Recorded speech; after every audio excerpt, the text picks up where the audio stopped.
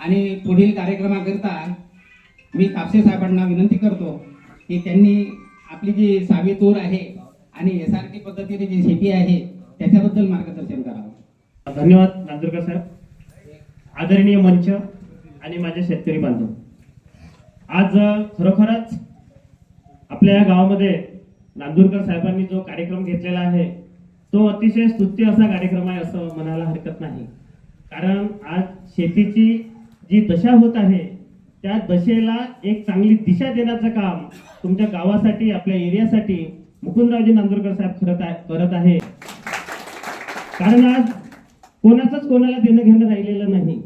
पण अशाही परिस्थितीमध्ये कुठेतरी आपलं जे गाव आहे, जसे ते माजी सरपंच होते, खरोखर सरपंच असावे सर तुमच्यासारखे. कारण जे गावाप्रती जिव्हाळा आहे आणि त्यांनी बघितलं, माझ्या शेतामध्ये तुरीचं पीक बघितलं, त्याच्यानंतर पोहदरी साहेबांच्या शेतामध्ये त्यांनी SRTची शेती बघितली, माझ्या शेतातली SRT शेती बघितली.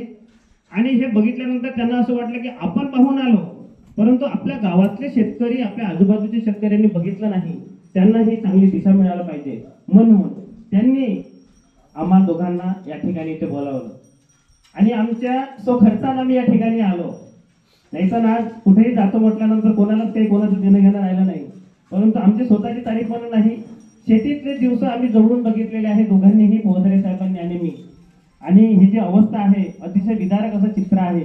त्याच्यामुळं नांदुरकर साहेबांनी आम्हाला आवाज दिला आणि एका आवाजानं आम्ही दोघांनी हो म्हटलं आणि इथे आलो. सध्या परिस्थितीमध्ये जे काही आपण पिकं घेत आहोत, कापूस आहे, सोयाबीन आहे, चणा आहे, तूर आहे, या 4 पिकामध्ये जर पाहतो म्हटलं तर सुरुवातीच्या काळामध्ये तूर पिकाकडे थोडंसं दुर्लक्ष होत होतं.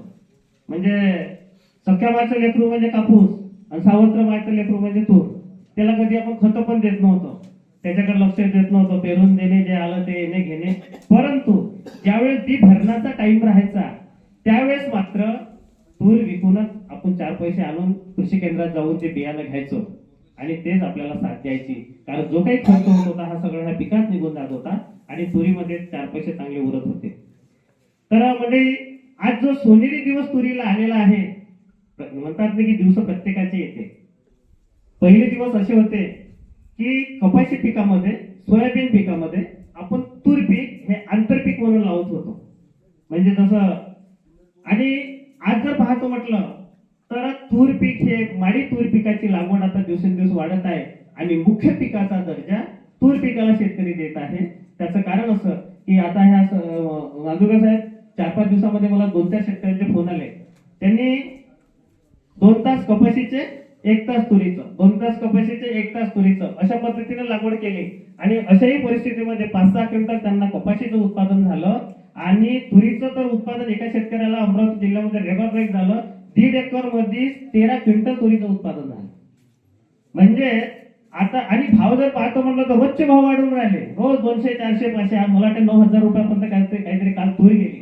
आणि अशा या तूर पिकाबद्दल 4 शब्द सांगण्याची मला या ठिकाणी संधी आदरणीय मुकुंदरावजी नांदुरकर साहेबांनी दिली, त्याबद्दल त्यांचे खूप खूप धन्यवाद.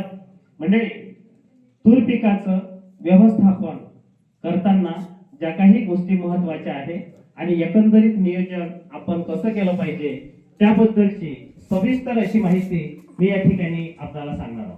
कृपया मला असं वाटते, आपण कोणत्याही ठिकाणी जरी गेलो 4 गोष्टी ऐकायला तर त्या ठिकाणी काय होते की मन आपलं इथं, शरीरानं आपण इथं राहतो, परंतु मन आता कोणाचं पाणी देण्याचं वेळ असेल शेतात असेल किंवा कोणाचं दुसरं काम असेल घरी असेल, पूर्ण कॉन्सन्ट्रेशन देऊन या ठिकाणी तुम्ही हे तुरीची माहिती ऐकून घ्या, जे तुमच्यासाठी खूप महत्वाची आहे. आणि त्याच्यानंतर जे पोहदरे साहेब शून्य मशागत शेतीबद्दल सांगतील ते सुद्धा शांत चित्ताने ऐकून घ्या. कृपया आपले मोबाईल सायलेंट मोडवर ठेवा किंवा बंद ठेवा, कारण डिस्टर्बन्सेस नको. हा सुवर्णयोग, हा सोनेरी योग हा सहसा येत नाही. कारण आज जी परिस्थिती आपली आहे अतिशय विदारक आहे. असो तर मंडळी, तूर पिकाचं व्यवस्थापन करताना मला असं वाटते की तूर पिकाची जर आपल्याला माडी असो किंवा आंतरपीक असो, मध्यम ते भारी जमीन आपल्याला आवश्यक आहे. हलक्या जमिनीमध्ये जर तूर लावायची असेल तर पाण्याचं नियोजन जर असेल तर चांगले येते. कारण तूर पीक आपण हे जून मध्ये लावतो आणि जानेवारी महिन्यामध्ये काढत असतो, किंवा कोरडवाहूची तूर असेल तर डिसेंबर महिन्यामध्ये. आता याचं वाही वगैरे ज्या गोष्टी आपण नेहमी करायचोच, परंतु आता एसआरटी पद्धतीमध्ये जी जी काही मी शेती केलेली आहे, मागील वर्षी 3.5 फुटाची मी बेड केलेली, कारण तेव्हा एसआरटी करण्याचा विचार माझ्या डोक्यात नव्हता. कापूस लावायचो, सोयाबीन लावायचो, चना लावायचो. मी 20 वर्ष अंकुर सीड्स आणि तुलसी सीड्स या कंपनीमध्ये एरिया मॅनेजर पदावर मी काम केलं. मराठवाडा आणि विदर्भ दोन्ही एरिया मी जवळून बघितले. त्याच्यानंतर 11 वर्षापासून माझं कृषी सेवा केंद्र आहे. परंतु शेतीमध्ये, कपाशीमध्ये ज्या पद्धतीनं मी करत होतो, एकरी 22-23 क्विंटल मी कपाशीचं उत्पादन घेतलं, पण उरलं काहीच नाही. दरवर्षी पुन्हा मोठ्या हिमतीने शेती करायचो, उरत काहीच नव्हतं. घरचे लोक दरवर्षी, बायको पण म्हणायचे, आई पण म्हणायचे, तू एवढा शेती करून राहिला पण उरून काहीच नाही राहिलं. मी म्हणायचो नाही, एवढे बोंड लागते, तेवढे बोंड लागते, हे खत देतो, ते खत देतो, सगळं करायचो, पण कुठंतरी करू द्यायचे. पण शेवटी उरायचं काही नाही. कुठंतरी सांगायचं नाही नाही असे कसे उरत नाही, उरले. कुठंतरी मनाला समजावले देत आपण चालत होतो. ही कपाशीमध्ये हिशोब लागला नाही. मग सोयाबीन आणि चना चालू केलं. त्या चनामध्ये पाहिजे असे हिशोब लागला नाही. नंतर मग आता 3-4 वर्ष झाले तुरीचं उत्पादन आम्ही घेत आहे. आणि या तुरीमध्ये मात्र खरोखर सुखी पण आहे, समाधानी पण आहे, आनंदी आहे आणि काळजी पण नाही, डोक्याला टेन्शन पण नाही. फक्त हे पीक घेताना ज्या काही छोट्या छोट्या काळजी घ्यायच्या आहेत त्या म्हणजे अशा, जसं मी माझ्या शेतात 3.5 फुटाचे आता म्हटलं काही पीक पडून राहिलं नाही. आपण माझं दुकानाकडे, शेतीकडे लक्ष देणं होत नाही. बाबाजीचं वय 77-78 वर्ष झालेलं आहे. इथून पुढे शेती कशी करू म्हणून भविष्याचा विचार करत तूर लावून देणे, जसं जमले तसे दिवस काढणे. तर याच्यामध्ये 3.5 फुटाची मी बेड केली. पहिल्या बेडवर तूर लावली मागच्या वर्षी, दुसऱ्या बेडवर सोयाबीन लावली, तिसऱ्या बेडवर पुन्हा तूर घेतली. म्हणजे 7 फुटामध्ये तूर आली. मधामध्ये च्या बेड होता त्याच्यात 2 तास सोयाबीनचे आले. बायाच्या हाताला टोकन केली. प्रॉब्लेम असा झाला की मजुराच्या हाताने जेव्हा सोयाबीनची टोकन केली, एकरी 4 किलो बियाणं अपेक्षित होतं, तिथं 2.5 किलो बी पडलं. कारण त्यांना सांगितलं 6-6 इंचानं डोबा. त्यांनी कुठं फुटावर, कुठं 1.5 फुटावर, जसं जमत तसं डोबलं. तर त्याच्यात काय होते की डोबन जेव्हा मजुराच्या हाताने आपण करतो त्यावेळेस बरेच बी उघडं राहते किंवा ते खोलीला वलीला लागत नाही. त्याच्यामुळे जर्मिनेशन पाहिजे असं होत नाही. झाडं झाले कमी शेतात आणि 3 एकर मध्ये 13 कट्टे सोयाबीन झालं मागच्या वर्षी. सारा खर्च केला पण हिशोब लागला. म्हणून मग ठरवलं आता ह्या सोयाबीनच्या मागे लागत नाही, कारण तूर पीक म्हणजे माझं लाडकं पीक. आणि ज्यावेळेस सोयाबीन काढायला ट्रॅक्टर मशीन आपल्या शेतामध्ये जेव्हा येते त्यावेळेस रस्ते तर आपल्या शेतात राहत नाही, काठापासून आपण लागवड करतो. तर त्यावेळेस जवळजवळ एखादी क्विंटलचं नुकसान माझं तुरीचं झालं. चांगले बनलेले झाडं स्वतःच्या डोळ्यानं असं बघायला लागले, मोडत होते ते ट्रॅक्टरवर. म्हटलं उरून तर काही नाही राहिलं, भावही काहीच नाही, आता सोयाबीनही लावायची नाही. आणि मग निर्णय घेतला की माडत तूर लावायची. मधातल्या पिरियडमध्ये पोदरे साहेबांसोबत फोनवर बोलणं झालं.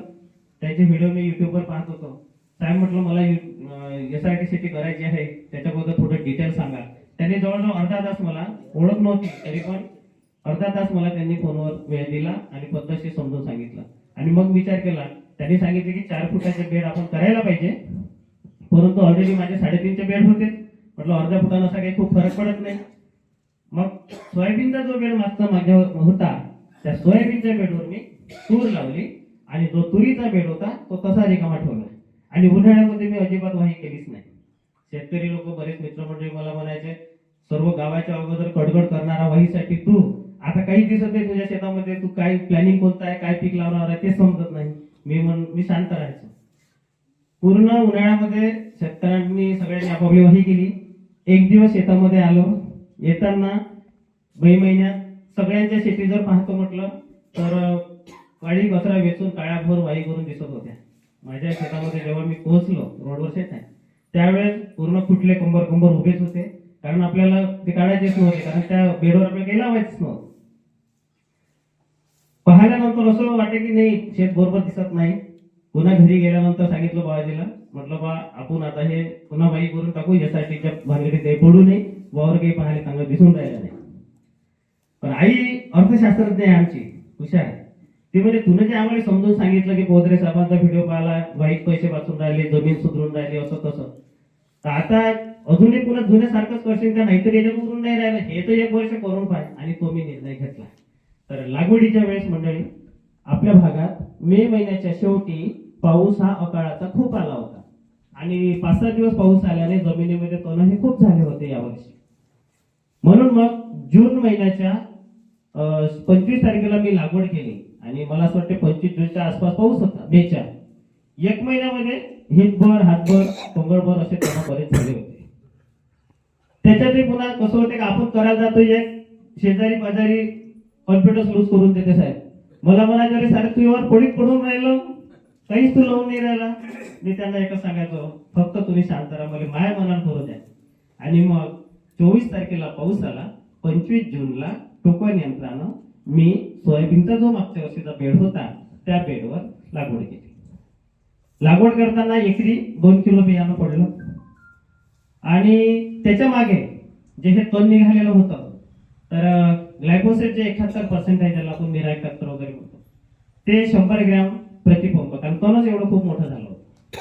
आणि त्याच्यासोबत ऑक्सिफ्लोरिपिन जे आहे कांद्याचं औषध, जे की त्याचा विद्यापीठाचा लेबल क्लेम नाही किंवा कोणत्या कंपनीचा लेबल क्लेम नाही. मी माझ्या अनुभवानुसार जेव्हा शेतात ते वापरलं आणि 1 महिन्यापर्यंत तणात तेवढे दिसले नाही, त्याच्यामुळे बीजनाशक म्हणून मी त्याचा वापर करतो. तर कांद्याचं तणनाशक आणि मिरा 71 हे दोन्ही कांद्याचं तणनाशक घेतो पेट्रोल पंपाला 20 मिली आणि 100 ग्रॅम मिरा 71 हे दोन्ही मी फवारून दिलं. 8 दिवसामध्ये असा चमत्कार झाला, जसा शक्तिमान जुन्या काही आपण सिरियल पाहत होतो, शक्तिमान क्षणात गायब होत होता, असं 8 दिवसात तण माझं पूर्ण गायब झालं, पूर्ण जमिनीवर पडून गेलं, वाळलं. आणि तूर जी आहे ती सुंदर अशी निघून आली, तुरीला धक्काही लागला नाही. आणि त्याच्यानंतर मग लोक म्हणायचे हे तुला कसं केलं, काय केलं, मग थोडस लोक तारीफ करायला लागले. त्याच्यानंतर तणाचं जे नियंत्रण आहे ते मी ग्लुकोसिनेट, जसं स्वीपॉवर वगैरे येते तणनाशक, तर याच्यात त्या दोघांची जोडी केली मी माझ्या अनुभवानुसार. मला शेतीत वेगवेगळे प्रयोग करायची खूप आवड आहे. कधी कधी नुकसान पण होऊन जाते, पण मी माझं नुकसान झालं चालते, पण दुसऱ्याचं शेतकऱ्यात करत नाही. पण जे प्रयोग चांगले आले ते शेतकऱ्यांना सांगतो. जसं आता तणनाशक मारताना काय व्हायचं की बरेचदा 100 ग्रॅम म्हणा किंवा 70-80 मिली 100 मिली ग्लायसेल आपण वापरायचो, त्याच्यात पिकाला मार बसायचा. त्याच्यातून मधला मार्ग मी एक हा काढला, 40 मिली ग्लुकोसिनेट म्हणजे स्वीपॉवर आणि 20 ग्रॅम किंवा 25 ग्रॅम मिरा 71 या दोघांचं मिश्रण करून पीक वाचून मारलं. आता आपण जेव्हा फवारणी करतो घरगुती तेव्हा खूप वाचून मारतो, काळजी घेतो, परंतु मजुराच्या हाताने जेव्हा फवारणी करतो त्यावेळेस तेवढी काळजी घेतल्या जात नाही. पण अशा ह्या फॉर्म्युल्यामुळे त्या पिकाला उडले समजा तरी मार बसला नाही. म्हणजे या पद्धतीने मी तणाचं नियंत्रण केलं. नंतर लागवड झाली होती माझी 25 जूनला. 25 जुलैला शेंडे कापणी केली. आता शेंडे कापणी ही याच्यासाठी महत्वाची आहे. बरेच शेतकरी म्हणतात जाऊ द्या ना कशाला कापायचे आहे, पण त्याच्या मागचं जे गुपित आहे, त्याच्या मागचा जो आपला फायदा आहे तो लक्षात घ्या. शेंडे आपण का कापायला पाहिजे? ज्यावेळेस तूर 25 दिवसाची 30 दिवसाची म्हणजे हिमभर किंवा थोडी जास्त असते, पाऊण फूट पर्यंत, त्यावेळेस जर आपण त्याचा शेंडा कट केला आणि मग तुम्ही मजुराच्या हाताने कापा. आता मजुराची तर आपल्याला खर्च कमीच करायचा आहे नांदुरकर साहेब, त्याच्यामुळे जे आपल्या बॅटरीच्या पंपावरचे जे यंत्र आलेले आहे व्यवस्थित काळजीपूर्वक जर त्यांना आपण शेंडे कट करू शकतो. शेंडे कट करताना छोटा 1 इंचाचा शेंडा कट करण्यात आला पाहिजे. आता होते कसं की 5 फुटावर आपले डोळे राहते आणि 4-4.5 फुटावर आपलं पीक राहते. कट करताना थोडं जास्त पण होते, म्हणून त्यांना सांगायचं काळजीपूर्वक काम कमी झालं तर चालेल, परंतु फक्त 1 इंचाचा शेंडा कापायचा आहे. जास्त जर शेंडे 4 फुट जर कापले गेले तर निघालेले फुटवे सुद्धा आपले चालले जाते. आणि जितकी जास्त तूर कापल्या जाईल, माझा अनुभव सांगतो, तितकी तूर आपली लेट जाते. म्हणून 1 इंचाचा शेंडा कापतो, तोही 25 ते 30 दिवसाच्या. त्याच्यानंतर दुसरी जे कापणी आहे तोपर्यंत तूर आपली मांडीपर्यंत येते टोंगळ्याच्या वर. आणि तेव्हा मात्र जे शेंडे असते पूर्ण जे एका फुलीवरचे जे शेंडे आहे 10-15 असे शेंडे खाते, त्यावेळेस आपण कापणी करतो. पण ते करताना आपण मजुराला काय सांगतो की सर्व शेंडे आले पाहिजे, बरं एकही सुटला नाही पाहिजे. मग सर्व शेंडे घेण्यासाठी जसे 5 बोट सारखे नाही आहे, असे शेंडे सारखे नसते, एक लहान लहान मोठे वाटत जाते. मग आता हे एवढे शेंडे जसं अंगठ्याच्या जवळ आहे, इथून मग कापणी करतो, मग त्याच्यात पुन्हा जास्त तूर कापणी होते, पुन्हा तूर लेट जाते. म्हणून मजुराला एकच सांगा की एका ठिकाणी 4 बोटाची फक्त कापणी करायची, जेवढे शेंडे आले तेवढे चालते, बाकीचे नाही आले तरी चालेल. कारण मुख्य शेंडे जेव्हा कापल्या जातील बाजूचे शेंडे हे आपोआप वाढतीलच आणि जाड बनतील. शेंडे फुडल्यामुळे फुटवे भरपूर येतात. आणि तुरीचं एक लक्षात ठेवा, ज्या तुरीच्या झाडाला फुटवे जास्त त्या तुरीचं उत्पादन जास्त. आता आपण जेव्हा सोयाबीन मध्ये पेरणीच करतो, बऱ्याच ठिकाणी पेरणी करताना एकरी 4-5 किलो बियाणं पाडतो. बियाणे खूप लागते, टोकन मध्ये एकरी 1.5 ते 2 किलो लागते. आणि पेरणी केल्यामुळे जवळजवळ 1-2 इंचावर 4 इंचावर झाडं राहते. आता त्याच्यामध्ये असं होते की ते कापणी करतो म्हणलं तर त्याला जागा नाही फुटवे करायला, म्हणून शक्यतोवर आपण टोकन केली पाहिजे. आता याच्यात बऱ्याच शेतकऱ्यांचे प्रश्न येते की आमच्या शेतात तूर जळते, तर त्याच्यासाठी मेटॅरिझम आणि ट्रायकोडर्मा ह्या 2 गोष्टीचं जर तुम्ही ड्रिंचिंग केलं, पीक हे 20-25 दिवसाचं 1 महिन्याचं असताना, तर तूर तेवढी मूळभूत जर नावामुळे जे रोगामुळे जे तूर मरते ते मरत नाही.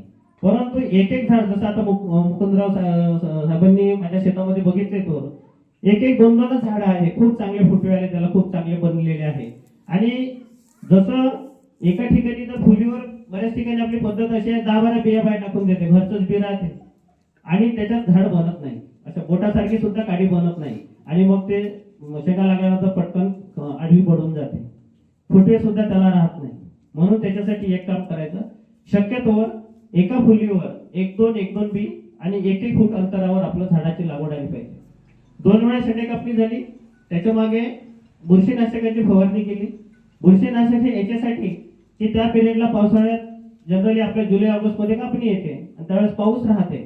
कट केल्यानंतर तिथं थोडं पातळ असा स्त्राव निघतो त्या झाडाच्या खोडात वरतून शेंड्यातून, आणि त्याचं मग पाऊस वगैरे आला तर बुरशीची लागण होते आणि निघालेले फुटवे काही असे जळल्यासारखे होतात. तसे 100% निघालेले फुटवे आपले राहतच नाही, हा निसर्ग आहे. काही फवारणी, बुरशीनाशक फवारणी मारूनही आपले जळल्या जाते. परंतु त्याचं टेन्शन घ्यायचं नाही, जितकं आपल्याला चांगलं करता येईल तेवढं करायचं. त्याच्यानंतर ह्या तूर पिकाला मी खताचा जो डोस आहे तो 1.5 महिन्यानंतर दिला. आता आपल्याला प्रश्न पडला असेल का एवढा उशिरा कसं काय खत दिलं बा तुम्ही? दरवर्षी मी वेगवेगळे प्रयोग केलो, कधी लावताना खत दिलं, कधी 15-20, कधी महिन्यानी, कधी 1.5 महिन्यानी. याच्यात काय झालं की खत सुरुवातीला दिल्यानंतर पटकनच काडी आपली हातभर येऊन जाते, वरतून फुटवे चालू होते. म्हणून त्याच्यासाठी त्या झाडाला त्याच्या नैसर्गिक वातावरणामध्ये, त्याच्या नैसर्गिक नियमानुसार त्याला वाढू द्यायचं, मुळे त्याचे फुल जाऊ द्यायचे, त्याला त्याच्या पद्धतीनं राहू द्यायचं. आणि तूर पिकाला आपल्याला जास्त तूर वाढवून काहीच फायदा नाही. आपल्याला फुटवे महत्वाचे आहे, त्याला येणारा शेवरा महत्वाचा आहे. त्याच्यासाठी जेवढं झाड ठेवणं व्यवस्थित राहतील तेवढं चांगलं. म्हणून जेव्हा मी 1.5 महिन्याला खत दिलं त्यावेळेस त्याचे रिझल्ट मला छान मिळाले. आणि दुसरा जो खताचा टर्निंग पॉइंट आहे तो म्हणजे जेव्हा तूर आपली शेवऱ्यावर सुटते त्या पिरियडला आपल्याला खत द्यायचं. काही शेतकरी देतात, परंतु कधी आपण लक्ष देत नाही. पण तूर शेवऱ्यावर सुटते त्यावेळेस खत का बरं द्यायला पाहिजे याच्या मागचं सुद्धा लॉजिक शास्त्रीय तुम्ही लक्षात घ्या. तूर आपण जून मध्ये लावतो, जानेवारी मध्ये काढतो, आणि तुरीचा जो शेवरा आहे तो शेवरा तुरीला ऑक्टोबर महिन्याच्या 1-2 हप्त्यात आपली सोयाबीन निघते आणि ऑक्टोबर महिन्याच्या शेवटी शेवरा यायला सुरुवात होते. मग आता जून मध्ये दिलेलं खत जून, जुलै, ऑगस्ट, सप्टेंबर 4 महिन्यापासून ते खत मिळून जाते. आणि खरा जो पिरियड आहे तुरीचा, शेवऱ्यावर सुटणे, फुल सुटणे, तलप पकडणे, शेंगा बनणे, हा जो 2-2.5 महिन्याचा पिरियड आहे, यावेळेस त्याला खत कमी पडते, अन्नद्रव्य कमी पडते. आणि नेमकं मंडळी त्याच पिरियडला धुळी, धुके, ढगाळी वातावरण ह्या गोष्टी येतात आणि त्याच्यामुळे ते पिकाला ताकद कमी पडल्यामुळं पिकाचं आपलं नुकसान होते, पाहिजे असा माल पकडत नाही. म्हणून त्या पिरियडला शेवऱ्यावर जेव्हा तूर सुटते तेव्हा शक्यतो टोकन यंत्रानं खत द्या आणि मागून पाणी, ज्यांच्याकडे पाण्याची व्यवस्था आहे त्यावेळेस पाणी देऊन द्या.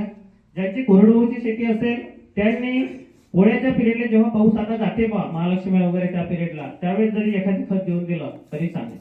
खत देताना नत्रयुक्त खत जास्त देऊ नये, पोटॅशयुक्त खत द्या. कारण तुरीला नायट्रोजनच्या गाठी असतात मुळाला, त्याच्यामुळे वातावरणातलं नायट्रोजन ते ओढून घेते.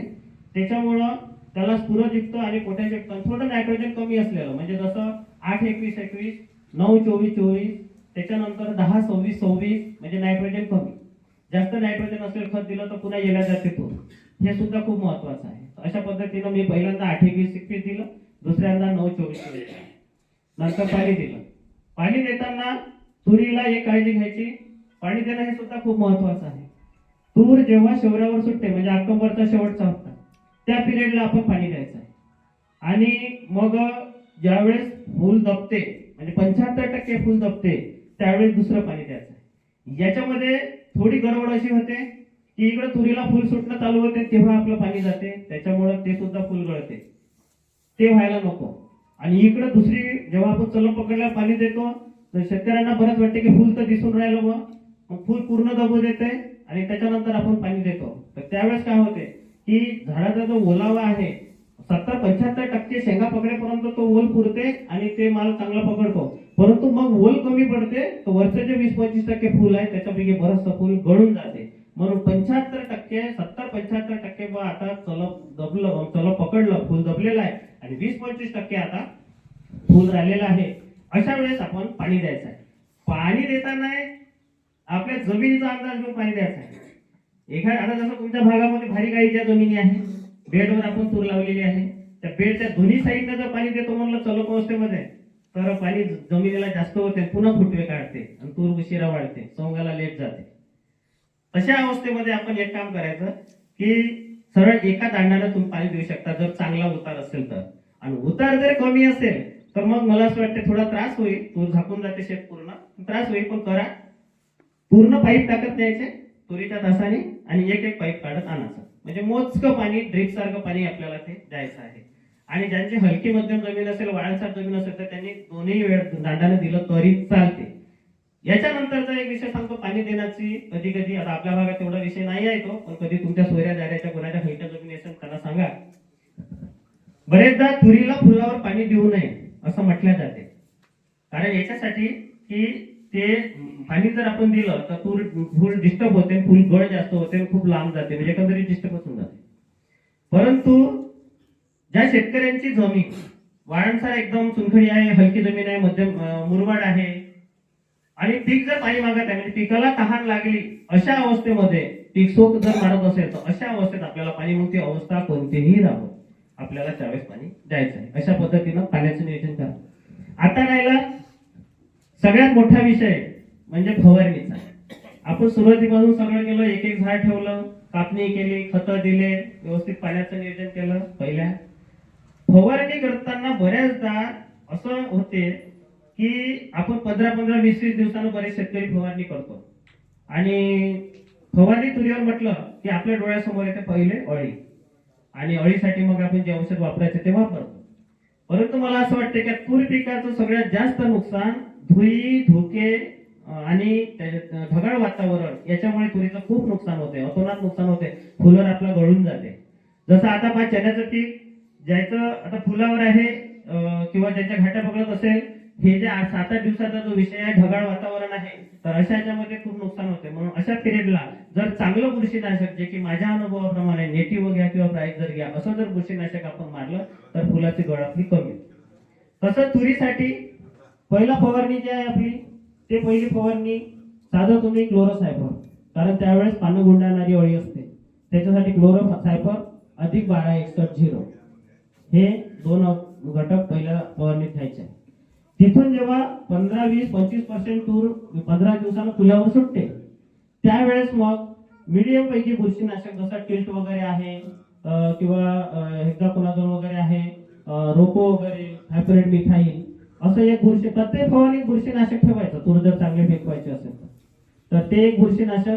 त्याच्यासोबत अळीसाठी इमामॅक्टिन.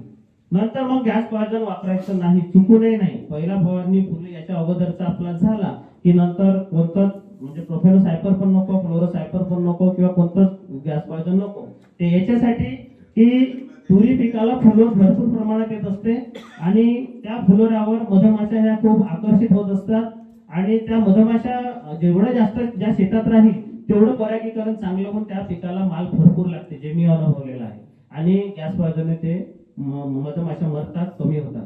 पण इमामॅक्टिन इतकं सुंदर आणि स्वस्त मॉलिक्यूल आहे, मी माझ्या घरच्या शेतात 8-10 दिवसाच्या अंतराने इमामॅक्टिनच फवारलेला आहे. पण बुरशीनाशक मात्र थोडे स्टँडर्ड घ्यायचे. मग दुसऱ्या फवारणी आपली झाली. तिसऱ्या फवारणी जेव्हा 70-80% तूर फुलावर सुटते, पिवळी अड्याळ येऊन जाते, त्यावेळेस मात्र एक वेळा नेटिव्ह, तिथून 10-15 दिवसांना चौथा फवाऱ्यामध्ये ट्रायएक्झर, असे जर तुम्ही 2 बुरशीनाशक घेतले तर कितीही जरी वातावरण बदल झाला, कितीही जरी काही झालं तरी अशा वातावरणामध्ये मात्र तूर पीक आपली तग धरते आणि तेवढा माल गळत नाही. शेवटी जमिनीची जी आपली ताकद असते आणि आपण जे व्यवस्थापन केलेलं असते याच्यावरच आपल्या पिकाचं उत्पादन हे अवलंबून असते. परंतु धुळी आणि धोके हे म्हणजे आपल्या तुरीचे दुश्मन आहे. किंवा ज्यावेळेस जर पाऊस आला फुलावर तेव्हा सुद्धा उत्पादन कमी होते. यावर्षी मागील वर्षी माझ्या घरच्या शेतामध्ये अंकुरची 13-7 ही व्हेरायटी होती, अर्ली होती. सोयाबीनला नांदुरकर साहेब सोयाबीनला पर्याय म्हणून आपण त्याच्याकडे बघत होतो. खूप छान, म्हणजे गावाजवळ शेत होतं. गावातल्या पोराबायांना शेंगा निघू नये जवळजवळ 8.5 क्विंटल मला एकरी तूर झाली होती. कारण 1 महिना अगोदर येते आपल्या तुरीपेक्षा. मग ते व्हिडिओ मी युट्यूबवर वगैरे टाकले, फेसबुकवर टाकले. आपल्याला काही कोणा कंपनीचं देणं घेणं नाही. जे चांगलं आहे ते आपण बिनधास्तपणे सांगत राहतो. आणि लोकांना वाटलं ही तूर चांगली आहे. बऱ्याच लोकांनी तूर लावली आणि दिवाळीमध्ये जो 24-25 तारखेला पाऊस आला त्या पावसामध्ये तूर पिकाचं अतोनात नुकसान झालं. पण अशाही परिस्थितीमध्ये जे शेतकरी माझ्या कॉन्टॅक्ट मध्ये होते त्यावेळेस काय झालं की पानगुंडाणा व्हायचा, अचानक अटॅक वाढून गेला त्या ढगाळ वातावरणामध्ये. तेव्हा ज्यांनी क्लोरोसायपर वगैरे चांगली वेळ पटकन फवारणी घेतली, चांगलं बुरशीनाशकाचे नियंत्रण केलं, त्यांना सुद्धा आता आमच्या गावात आष्टी आहे, तिथे सुनील साठे म्हणून शेतकरी आहे, 7 क्विंटल एकरी तूर झाली. आणि बरेच ज्या ठिकाणी पाऊस कमी झाला त्या ठिकाणचे बुलढाणा वगैरे अकोला साईडच्या शेतकऱ्यांचे मला फोन येतात की साहेब 8-8 क्विंटल 10-10 क्विंटल तूर झाली आणि त्याच्यावर गहू पण आता घेत आहे. शेवटी हा निसर्ग आहे, आपल्या हातात काहीच नाही. परंतु मला असं वाटते की पिकाचं नियोजन करताना आपण आपल्या भागाची जमीन आणि वातावरण बघून कालावधी जो आहे त्या व्हेरायटीचा त्या वाणाचा याची आपण निवड करायला पाहिजे. जसं ढोबळमानात जर पाहायचं झालं मोठी तर एकदम लवकर येणारी 13-7 आहे, ज्याच्यावर गहू आपण घेऊ शकतो. परंतु पाणी पाहिजे नाही, पण ते आपल्या हातात नाही, ते तुमचं तुम्ही ठरवायचं आहे. त्याच्यानंतर एक दप्तरी 48 गोल्ड आहे, ग्रीन गोल्डची 100 नंबर आहे. अशा ह्या 2 जाती. पुन्हा एक पंचगंगा म्हणून व्हेरायटी आहे, लवकर मध्यम कालावधीची, हे निवडू शकता. त्याच्यानंतर या तुरीपेक्षा 8-10 दिवसांना उशिरा येणारी 8 दिवसांना उशिरा येणारी चारू तूर, जे की आपल्या विदर्भामध्ये महाराष्ट्रामध्ये 70-80% चारू तूर चालते, ती निवडू शकता. आणि ज्यांच्याकडे पाण्याची व्यवस्था असेल किंवा एकदम भारी काळीची जमीन असेल त्यांनी, जे माझ्या बाबांनी 6वी 100 एकरा म्हणून तिला मी नाव दिलं. 4 वर्षाच्या अगोदर शेतामध्ये 2 झाडं दिसले होते जे चांगले होते. या रेग्युलर तुरीपेक्षा 10 दिवस उशिरा ते आले होते. 5 दाण्याचं प्रमाण त्याच्यात जास्त होतं, जे नांदुरकर साहेबांनी इथं लावलेलं आहे 6वी. तर ते चांगलं दिसलं. मग दुसऱ्या वर्षी मी त्या 2 झाडाचे झाडं वाढवले, बियाणं वाढवलं. आणि नंतर तिसऱ्या वर्षी जो की मी कंपनीत काम केलेलं होतं त्याच्यामुळे मला अनुभव होता की हे वाण चांगलं आहे, शेतकऱ्यांच्या हिताचं आहे. धुई धुक्याला ते बळी पडलं नाही, तेवढे बाकी वाणं पडले. दाण्याचं प्रमाण पण छान आहे, रोगराईला बळी नाही, मरला बळी नाही. म्हणून मग माझ्या मित्रमंडळीला मी वेगवेगळ्या ठिकाणी संपूर्ण महाराष्ट्रामध्ये डेमोच्या स्वरूपात त्यांना थोडं बियाणं दिलं, अर्धा 1-1 किलो. त्या ठिकाणी मी स्वतः जाऊन ट्रायल बघितले, कारण मला याच्यामध्ये खूप आवड आहे पहिल्यापासून. जेव्हा ते सर्वीकडे चांगलं दिसलं त्यावेळेस मग यावर्षी या हंगामध्ये काही शेतकऱ्यांना दिलं आणि त्या सर्व जवळजवळ 1500 शेतकऱ्यांना संपूर्ण महाराष्ट्रामध्ये 6वी 100 एकराचं हे बियाणं दिलं गेलं आणि सर्वच्या सर्व शेतकऱ्यांना उत्पादन खूप छान आलं. आता 10-15 दिवस झाले तुरी निघणं चालू आहे. कोणाला पाण्याखाली 12 क्विंटल 13 क्विंटल, काही शेतकऱ्यांना कोरडवाहूमध्ये 8 क्विंटल 9 क्विंटल. काल मी परवाच्या दिवशी अमरावतीवरून जाऊन आलो, 11 क्विंटल कोरडवाहूमध्ये त्या ठिकाणी 6वीचं उत्पादन झालं. आणि गावातलं जर पाहतो म्हटलं तर 5 क्विंटल 6 क्विंटल 7 क्विंटल असं उत्पादन ते होत होतं. तर ज्या शेतकऱ्यांची जमीन भारी काळीची आहे ते कोरडवाहूमध्ये लागू शकता, हलक्या जमिनीत नको, कारण रेग्युलर तुरीपेक्षा 10 ते 15 दिवस हे उशिरा येते. आणि पाण्याची व्यवस्था असेल तर कोणीही जमिनीमध्ये हे तुम्ही 6वी 100 एकरा हे वाण लावू शकता. याचं सगळ्यात महत्वाचं वैशिष्ट्य म्हणजे आपण जे परेशान आहे तुरीमध्ये धुई धुके आणि मर रोग, ते मात्र या तुरीमध्ये मर रोगाचा प्रमाण दिसलं नाही. तसंच एक महत्वाची गोष्ट, येताना मला रस्त्याने एक कुठंतरी वाण पूर्ण शेत वाण झालेला आहे अंजन सिंग घेऊन येताना. तर हा वाण रोग सुद्धा 1500 शेतकऱ्यांपैकी एकाही शेतकऱ्याच्या शेतात एक झाड सुद्धा वाण दिसलं नाही. त्याला सुद्धा हे वाण रोगाला प्रतिकारक वाण असं म्हणावं लागेल. दुसरी मर रोगाचं सुद्धा त्याच्यात प्रमाण आहे. इतका पाऊस आला. उस्मानाबादचे शेतकरी आहे भास्कर बेशकराव म्हणून, तुम्ही ग्रुपवर पाहिलं असेल, कालच त्यांची तूर निघाली, 10 क्विंटल एकरी तूर झाली. 4 तास सोयाबीनचे होते, 2 तास 6वी 100 एकराचे होते. आणि सोयाबीन त्यांना एकरी 8 क्विंटल झालं आणि एकरी 10 क्विंटल सोयाबीन झाली. त्यांनी सांगितलं की आमच्या मराठवाड्यामध्ये यावर्षी कधी नव्हे एवढा पाऊस झाला, उस्मानाबादचे शेतकरी आहेत, पण इतक्या पाण्यामध्ये ही तूर मात्र जळली नाही, तेवढं याच्यावर मर आली नाही आणि उत्पादन हे चांगलं झालं. म्हणून मंडळी एकंदरीत वाणाची निवड करताना आपली जमीन, आपलं वातावरण, आपलं व्यवस्थापन ह्या सगळ्या गोष्टीचा विचार करून मला असं वाटतं एकच वाण लावण्यापेक्षा मध्यम कालावधी आणि थोडं लेट कालावधी असं जर आपण लावलं तर या वातावरणामध्ये कमी जास्त जरी झालं तरी आपल्याला हमखास असं उत्पादन हे तूर पीक देऊन जाते. तूर पिकाकडे थोडं काळजीपूर्वक लक्ष देण्याचं कारण, जिव्हाळ्यानं लक्ष देण्याचं कारण म्हणजे आज जर पाहतो म्हटलं आपल्या भारतामध्ये जर विचार करतो म्हटलं तर आपल्या भारतातली तूर हे आपल्या शेतकऱ्यांना पुरूनच नाही राहिली. आपण दुसऱ्या देशावर अवलंबून आहे, बाहेर देशातून तूर आपल्याला आयात करावी लागते. म्हणून आपण जर व्यवस्थित लक्ष दिलं, चांगलं उत्पादन घेतलं तर नक्कीच तूर पिकामध्ये आपण सशक्त आणि सक्षम राहू शकतो आणि 4 पैसे कमी खर्चात देऊ शकते. जशी की माझी SRT आहे, मागील वर्षी सांगितलंच तुम्हाला की सोयाबीनच्या बेडवर तूर लावली, तुरीचा बेड तसाच ठेवला, यावर्षी सोयाबीन लावली नाही. आता यावर्षी नांदुरकर साहेब, जो माझा मधातला बेड रिकामा आहे ज्याच्यावर मी तणनाशक मारत गेलो, त्या ठिकाणी मी आता तूर लावणार आणि हे जे तुरीचं तास आहे ह्या बेडवर मात्र काहीच लावायचं नाही, पण तिथं मला तणाची शेती करायची आहे. पोहदरे साहेबांच्या शेतात जाऊन मी बघितलं यावर्षी मधातल्या बेडवर तण होऊ द्यायचं आणि तोंगडवर तण झाल्यानंतर ग्रास कटरला त्याला कापायचं. कापल्यानंतर काय होते की त्याचं पालापाचोळा तिथं पडत जाते आणि तिथे त्याचं कंपोस्ट खत होते, पालापाचोळ्याचं खत होते आणि निसर्गाचा नियम आहे ती कापलं की त्याची मुळं सुद्धा वाढतात व त्याला फुटवे सुद्धा वाढतात. म्हणजे तिथं तणाची शेती त्या बेडवर करायची आणि इकडं तुरीचं तास जे आहे तणमुक्त ठेवायचं तणनाशक मारून. म्हणजे पुढील वर्षी ते अधिक जोरदार, सशक्त, ताकदवान बेड बनेल, ते जागा ताकदवान बनेल आणि दरवर्षीपेक्षा आपलं उत्पादन तिथं जास्त येईल. तर मंडळी बोलण्यासारखं बरंच काही आहे. दिवसभर मी सांगत जाईल, तुम्ही ऐकत जाल. भविष्यामध्ये जर अजून काही माहिती लागली तर माझा मोबाईल नंबर आहे, तुमच्याकडे पेन कागद आहे, लिहून घ्या. 88 054 6 28 28 88 054 6 28 28 हा माझा मोबाईल नंबर आहे. सकाळी 7 ते 10 च्या दरम्यान 88 054 6 28 28 सकाळी 7 ते 10 च्या दरम्यान जर फोन केला तर मी पूर्ण फ्री राहतो. दिवसभर मग कामं राहतात, फील्डवर्क राहते, बरेचदा कार्यक्रमाला जर कुठे गेलो, शूटिंग वगैरे चालू असते, मोबाईल बंद राहते. तर कधीही काही शेतीबद्दल माहिती लागली बिनधास्त आपण फोन करू शकता. SRT पद्धत ही काळाची गरज आहे, बिनधास्त करा. जेव्हापासून मागच्या वर्षीपासून आम्ही SRT केली, शून्य मशागत तंत्र, अजिबात म्हणजे त्रासच नाही, सुगा समाधानाचं जीवन आम्ही जगून राहिलेलो आहोत. पैसे पण छान होऊन राहिले. आज मला असं वाटते की माझ्या 12 एकर तूर संपूर्ण माडा आहे, संपूर्ण 6 एकर आहे, पाण्याची सोय असल्यामुळे 12 एकर मध्ये कमीत कमी मला असं वाटते की 130-140 क्विंटल तूर कुठेच नाही गेली. आणि जर योगायोगाने वातावरण चांगलं आहे परंतु त्याच्याही पुढे जाऊ शकते, कारण 7x1 वर असल्यामुळे झाडाची संख्या खूप वाढलेली आहे. याच्यावर विचार करा, समजा 150 क्विंटल जरी तूर झाली तरी 10चा भाव तर जवळजवळ आता चाललाच आहे, 9 तर क्रॉस झालेच आहे. तर 15 लाखाचं उत्पादन हे 12 एकर मध्ये होऊ शकते. आणि मला असं वाटतं तूर पिकाला येऊन सुरुवातीपासून SRT असल्यामुळे वाईचा खर्च नाही, डवऱ्याचा खर्च नाही, काहीच नाही. जमीन पण माझी SRT असल्यामुळे सशक्त बनली. म्हणजे कशी की मी पावसाळ्यामध्ये डवरणीच केली नाही, कारण डवरणी केली आपण त्या 4 बोटाची माती उकरतो, पाऊस आला का माती वाहत जाते, ते SRT मध्ये वाहत जात नाही. त्याच्यामुळे जमीन चांगली बनून राहिली, पैसे चांगले होऊन राहिले. आणि खर्च जर पाहतो म्हटलं ह्या शेतीमध्ये तुरीच्या 12 एकराचा मला असं वाटतं 2.5-3 लाखाच्या वर खर्च नाही पूर्ण ह्या 12 एकर मध्ये.